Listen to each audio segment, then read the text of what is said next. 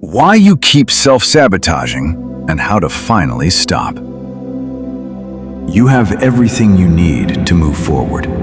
The knowledge, the ability, the opportunity. And yet something keeps getting in the way. Not circumstances, not other people, not bad luck. You. And the hardest part is knowing it, watching yourself do it, promising yourself it will be different this time, and then finding yourself back in the same pattern. That is self-sabotage, and it is more common than most people admit. So why does it happen? Why would a person who genuinely wants better consistently get in their own way? The answer is uncomfortable, but it is also the beginning of real freedom. Self-sabotage is not weakness. It is not stupidity. It is not evidence that you don't deserve good things.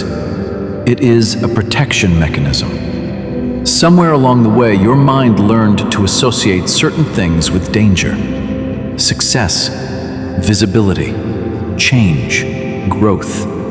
Not because they are actually dangerous, but because at some point in your history, reaching for something better came with a cost. Disappointment, rejection, failure, loss. And the mind remembered.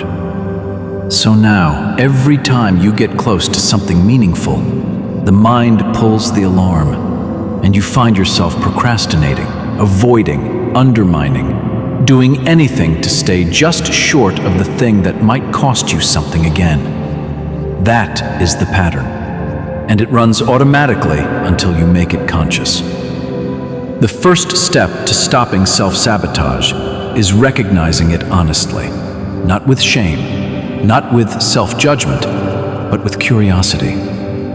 Where does it show up in your life? Is it in the work you start but never finish? The opportunities you talk yourself out of? The relationships you push away just when they start to feel real? The goals you pursue until they get close and then quietly abandon?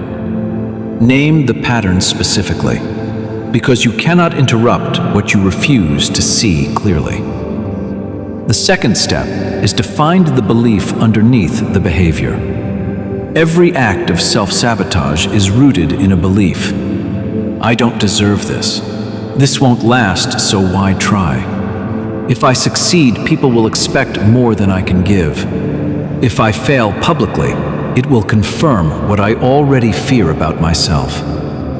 Those beliefs are not random. They were formed by experience, by things that happened, by conclusions drawn in moments of pain. They made sense then. They are costing you now. Question them honestly.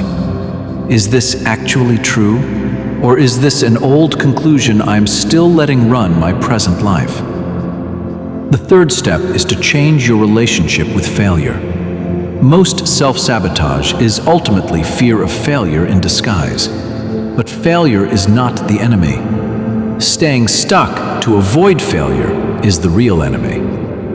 Every person who has built something meaningful has failed repeatedly on the way, not despite trying, because of it. Failure is the tuition for growth. It is information, redirection, preparation. When you stop treating failure as verdict and start treating it as data, the fear that drives self-sabotage loses its power over you. The fourth step is to build momentum through small actions. Self-sabotage thrives in the gap between where you are and where you want to be. That gap feels overwhelming, and overwhelm produces inaction. And inaction confirms the belief that you can't do it. Close the gap with small actions, not the whole thing at once, just the next honest step. Done consistently, those small steps build momentum, and momentum is the antidote to self-sabotage, because it becomes harder to stop something that is already moving. The fifth step is to be patient and compassionate with yourself through this process. You did not build these patterns overnight. You will not dismantle them overnight.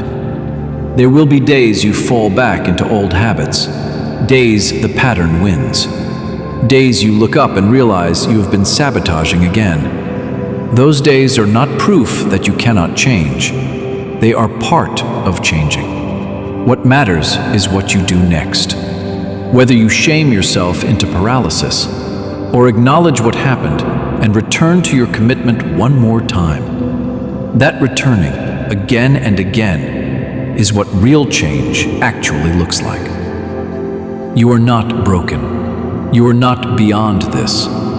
You are someone who learned to protect yourself in the best way you knew how. And now you are learning a better way. That is not failure. That is growth. Wake up, unplug, and get out of your own way.